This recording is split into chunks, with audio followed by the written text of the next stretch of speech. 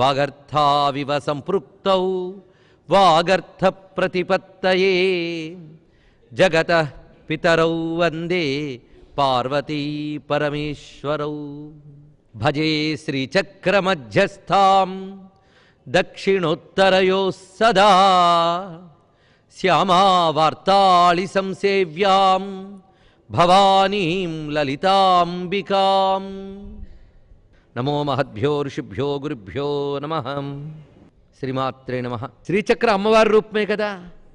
ప్రధానంగా బిందువు దగ్గర అమ్మ ఉంటుంది, అక్కడ ఆవిడ విచ్చుకుంటుంది. ఆ విచ్చుకోగానే మొట్టమొదటి విచ్చుకోగానే త్రికోణంగా వస్తుంది, తర్వాత అష్టత్రికోణంగా వస్తుంది, దాని తర్వాత దశ త్రికోణం, తర్వాత మరొక దశ త్రికోణం, 14 త్రికోణాలు, 8 త్రికోణములు, 16 త్రికోణములు, అలాగా చతురస్రం వరకు విచ్చుకుంటుంది కదా బిందువు. కనుక బిందువు దగ్గర అమ్మ ముందు త్రికోణముగా విచ్చుకుని తర్వాత అష్టత్రికోణ చక్రం అని వస్తుంది మీకు. బిందువు నుంచి లెక్క పెడితే 3వది. అదే త్రైలోక్యమోహన చక్రం అనబడి చతురస్రం నుంచి లెక్క పెడితే 7వది ఈ ఆవరణ. ఆ ఆవరణకి సర్వరోగహర చక్రము అని పేరండి. ఈ సర్వరోగహర చక్రంలో 8 త్రికోణాలు ఉంటాయి. అష్టత్రికోణం అసలు నిజానికి బిందువు, త్రికోణము, అష్టత్రికోణము ఈ 3 ఆవరణలు కలిపితే అదొక మహాశక్తి. ఆ 8 త్రికోణాల దగ్గరుండే దేవతలే వశిని, కామేశ్వరి, మోదిని. ఇది తెలుసుకోవాల్సినది. కనుక అక్కడ కూర్చున్నారు వాళ్ళు ప్రధానంగా. శ్రీచక్రంలో అక్కడ ప్రధానంగా కూర్చున్న వాళ్ళు. ఆ ఆవరణ పేరేమిటి? సర్వరోగహర చక్రంట. ఊరికనే పెట్టారా ఆ పేరు? ఆ ఆవరణ దేవతలుగా అనుగ్రహిస్తే అన్ని రోగాలు పోతాయండి. అంటే 8 వాగ్దేవతలు ఒక్కసారి మన కృప చూపిస్తే మన దేహంలో, మన మనస్సులో ఉన్న అన్ని రకాల రోగాలు పోతాయి. దేహంలో, మనస్సులో రోగాలు 2 రకాలట. దేహానికి వచ్చేవి, మనస్సుకు వచ్చేవి. కానీ దేహం కంటే లోపలవే ఎక్కువ. పేరుకి 2 అన్నాం కానీ రెండిట్లో కొన్ని కోటి రకాలు ఉంటాయి. ఎక్కువ నెంబర్ చెప్పుకుంటే భయం వేస్తుంది కనుక 2 చెప్పుకున్నాం మనం. ఏమిటి? దేహ రోగాలు, మనోరోగాలు. వాటిలో రకరకాలు. అందుకే మనస్సుకు వస్తే ఆది, దేహానికి వస్తే వ్యాధి. ఈ ఆది వ్యాధులన్నీ తొలగించగలిగే శక్తి 8 మందికి ఉంది. అందుకే 8 పేర్లు ఒక్కసారి తలంచుకుని సర్వరోగహర చక్రంలో ఉన్న 8 దేవతల్ని స్మరణ చేసుకుంటే సర్వరోగహరములు. అది దీనికి ఉన్న ప్రత్యేకత. అందుకు వశిన్యాది వాగ్దేవతల స్థానం ఏంటి, వాళ్ళ మహిమ ఏమిటి, ప్రభావం ఏమిటో ఇక్కడ చెప్పుకున్నాం. కేవలం వాగ్దేవతలు మాత్రమే కాదు, రోగాల్ని పోగొట్టగలిగే నాదశక్తులు వీళ్ళు. అటువంటి నాదశక్తులు సర్వమంత్రములకు మూలదేవతలు. ఎందుకంటే మీరు ఏ మంత్రం చేయాలన్నది అక్షరమేగా. ఏ మంత్రంలోనూ అక్షరాలు, శబ్దాలు ఉంటాయి. అన్ని శబ్దాలు, అన్ని అక్షరాలకి వీళ్ళే దేవతలైనప్పుడు సర్వమంత్రాధి దేవతలు వీళ్ళు.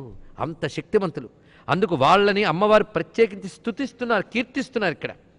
అందుకు మచ్చక్రస్య రహస్యజ్ఞా మమ నామపరాయణా మమ స్తోత్ర విధానాయ తస్మాదాజ్ఞాపయామి వహ. మీకు నేను ఆజ్ఞాపిస్తున్నాను. ఎందుకంటే మీరు వాగ్విభూతులు, మీరు నా యొక్క చక్ర విజ్ఞాన రహస్యాలు తెలిసినవారు. ఇంకోటి మమ నామపరాయణ, ఎప్పుడూ నా నామములే పారాయణం చేస్తూ ఉంటారు. అందుకు నా స్తోత్రాన్ని రచించడానికై మీకు నేను ఆజ్ఞాపన చేస్తున్నాను. అమ్మ ఆజ్ఞాపించిందిట వాళ్ళకి. అప్పుడు వాళ్ళు సరైన సమ్మతించారు.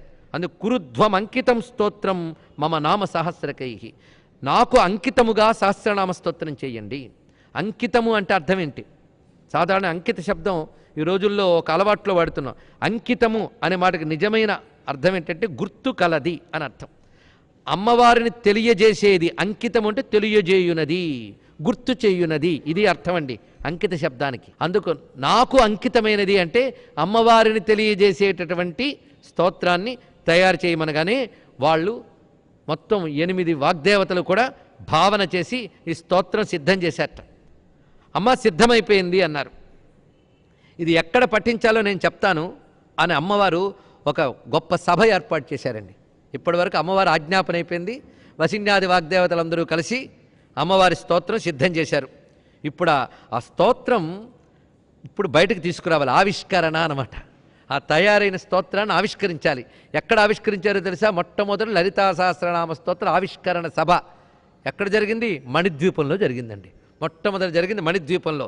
ఎలా జరిగిందో మనం కూడా ఆవిష్కరణ సభలోకి ప్రవేశిద్దాం. అక్కడ తతః కజాతి సదసి స్థిత్వా సింహాసనే అంబికా. ఆ మణిద్వీపంలో చింతామణి గృహం, అక్కడ ఒక పెద్ద సభ. ఆ సభలో అమ్మవారు పంచబ్రహ్మాసనం మీద కూర్చున్నట్ట. అంబిక అమ్మవారికి ఎన్ని పేర్లున్నా ఈ పేరే చాలా బాగుందండి. అందుకే మనం అమ్మవారు అన్నాం కదా, ఎన్ని పేర్లున్నా అమ్మవారే.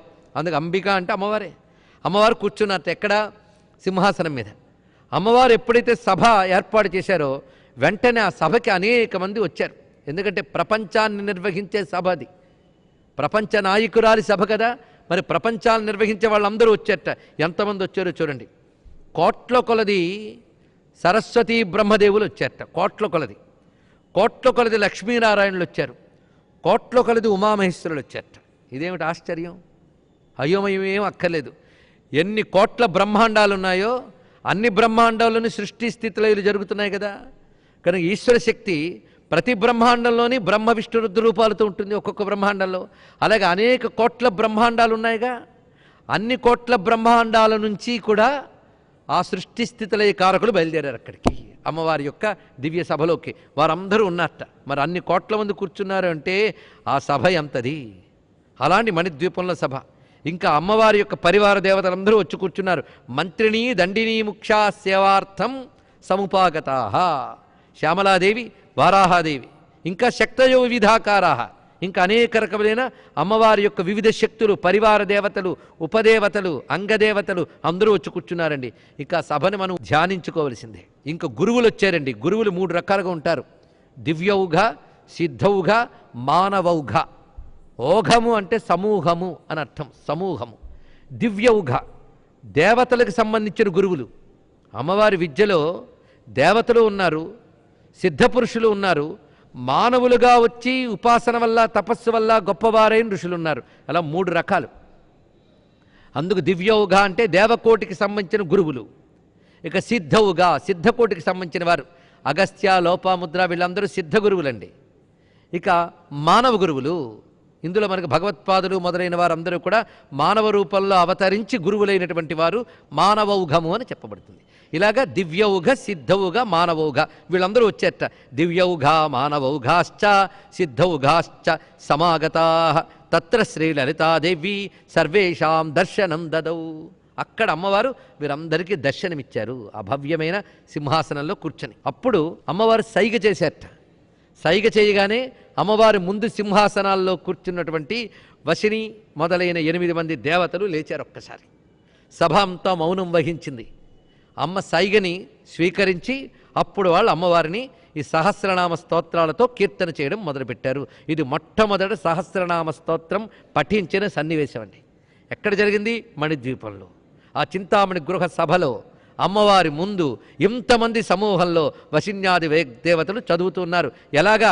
బద్ధాంజలి పుటాస్తదా, 2 చేతులు శిరస్సు మీద పెట్టుకుని తల వంచి ఒళ్ళు పులకించిపోతూ ఉండగా అమ్మవారిని అస్తువన్నామ సాహస్రై స్వకృతై లలితాంబికాం 1000 నామాలు పఠనం చేశారు. అది చేస్తూ ఉంటే సర్వే విస్మయం జగ్ముహు ఏతత్ర సదసి స్థితాః, మొత్తం సదస్సులో ఉన్నటువంటి మేధావులందరూ కూడాను ఆశ్చర్యపోయారట ఆ నామములు విని. అంటే వాళ్ళకే ఆశ్చర్యం కలిపేటంత విజ్ఞానం ఉందన్నమాట దీంట్లో. తతప్రోవాచ లలిత, అప్పుడు అమ్మవారు అక్కడి నుంచి చెప్పారు, విన్నారుగా ఇది నాకు చాలా ప్రీతి కలిగిస్తుంది. అందుకు మీరందరూ నా ఆజ్ఞగా స్వీకరించి ఈ సహస్రనామ స్తోత్రాన్ని ఇకపై మీరు పఠనం చేస్తూ మీ లోకాలలో వ్యాప్తి చేయించండి. ఎందువల్ల అమ్మవారు ఇంత ప్రణాళిక వేశారు అంటే సర్వజీవులు తరించాలనే కారుణ్యంతో అమ్మవారు ఇంత ప్రణాళిక వేశారండి. సృష్టిలో అందరూ తరించాలి, నా గురించి కీర్తించి తరించాలి, నా గురించి తెలుసుకోవాలి. అందుకు నా గురించి తెలియజేసే శాస్త్రము లలితా సహస్రనామ స్తోత్రము. ఇది వీరు పఠించి తరించాలి గనక అమ్మవారు వశిన్యాది వాగ్దేవతల ద్వారా దివ్య సభలో ఆవిష్కరించి వాళ్ళందరితో చెప్తున్నారు, ఇది నాకు అత్యంత ప్రీతిపాత్రమైన స్తోత్రము సుమా, అంకితం నామభిర్దివ్యైర్మమ ప్రీతి విధాయికై. ఇది మమాజ్ఞయైవ వాగ్దేవ్యశ్చక్రుహు స్తోత్రం అనుత్తమం.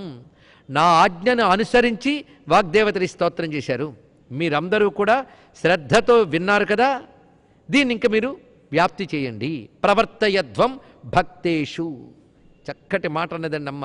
ఇది చాలా గొప్ప వాక్యం. ప్రవర్తయధ్వం భక్తేషు అంటే నా భక్తులలో దీన్ని ప్రవర్తిల్లజేయండి. ఎందుకంటే నా భక్తులకు తపనుంది. ఏమిటి? అమ్మవారు ప్రీతి చెందాలి. అందుకు వాళ్ళ తపన తీర్చడం కోసం నేను ఈ విద్యను ఆవిష్కరించాను. మీరు మీ మీ బ్రహ్మాండాల్లో నా భక్తులకు అందజేయండి. అంతేకాదు ఒక్క మారు నా భక్తుడు దీన్ని పఠించినా వాడిని నేను అనుగ్రహిస్తాను అని అమ్మవారు చెప్తున్న గొప్ప వాక్యం ఇది.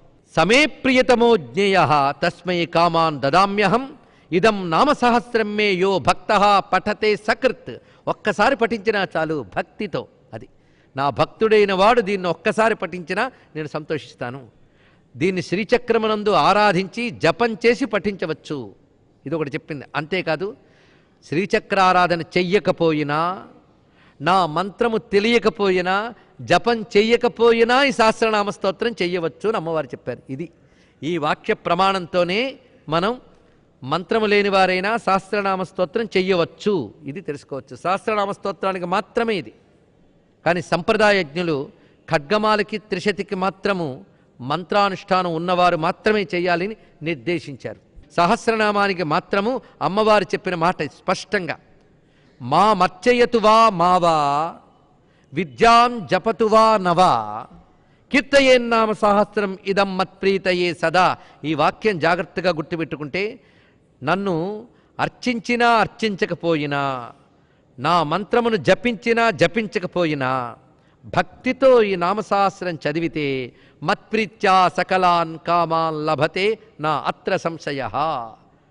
నేను ప్రీతి చెందుతాను, అతడి కోరికలన్నీ తీరుతాయి, ఇందులో సందేహం లేదని అమ్మవారు అన్నారు. అమ్మవారు అలా అన్నాక ఇంకా సందేహం ఎందుకండి?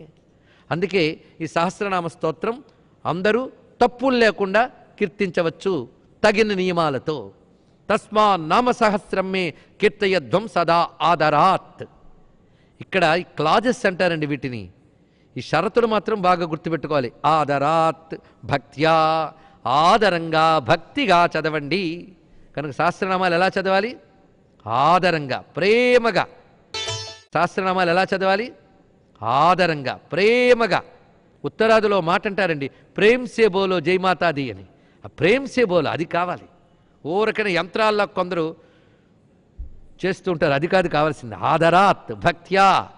అయితే మొట్టమొదటి ఇవన్నీ రావు, చేయగా ఎప్పటికైనా వస్తుంది. అందుకే 1000 మార్లు ఎందుకు చదవమని చెప్తారంటే ఒక్కసారైనా సరిగ్గా చదువుతామేమోనని.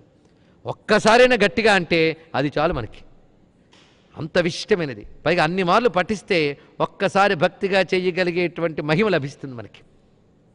తదాజ్ఞయా తదారభ్య బ్రహ్మ విష్ణు మహేశ్వరా శక్తయో మంత్రిణీ ముక్ష ఇదం నామశాస్త్రకం పఠంతి భక్త్యా సతతం లలితా పరితుష్టయే. అప్పుడు అమ్మవారు ఆ సభలో అలా ఆజ్ఞాపించిన తర్వాత బ్రహ్మ విష్ణు మహేశ్వరులు, ఇతర శక్తులు, శ్యామలా వారాహి దేవతలు వీరందరూ కూడా ఆ సమయం నుంచి లలితా సహస్రనామ స్తోత్రం పారాయణ చేస్తూ ఉన్నారు. అంటే సహస్రనామ స్తోత్రం పారాయణ చేసేది ఎవరు? మనం మాత్రమే కాదు, బ్రహ్మ విష్ణు రుద్రాదులు మొదలుకుని మొత్తం మంత్రినీదేవి, దండినీదేవి అందరూ కూడా సహస్రనామ స్తోత్రాలు చేస్తున్నారట. మరి వాగ్దేవతలు ఇచ్చినది. అందుకే సహస్రనామ స్తోత్రం అపౌరుషేయం. అపౌరుషేయం, అపౌరుషేయం అని దేన్ని అంటారు? వేదాన్ని అంటారు అపౌరుషేయమని. ఎందుకంటే వేదాలు ఎవడు మానవుడు సృష్టించినవి కావు. యస్య నిశ్వసితం వేదాహ అని ఉపనిషత్తు చెప్తోంది కదా. పరమాత్మ యొక్క ఊపిరులు ఎవడు తయారు చేయడు, పరమాత్మ నుంచి సహజంగా వచ్చాయి. అందుకే వేదములంటే పరమాత్మ యొక్క శబ్ద రూపములు. అందుకే అవి పురుష సృష్టి కాదు, జీవ సృష్టి కాదు, జీవులెవరూ తయారు చేయలేదు. అందుకే అపౌరుషేయం అని దానికి పేరు.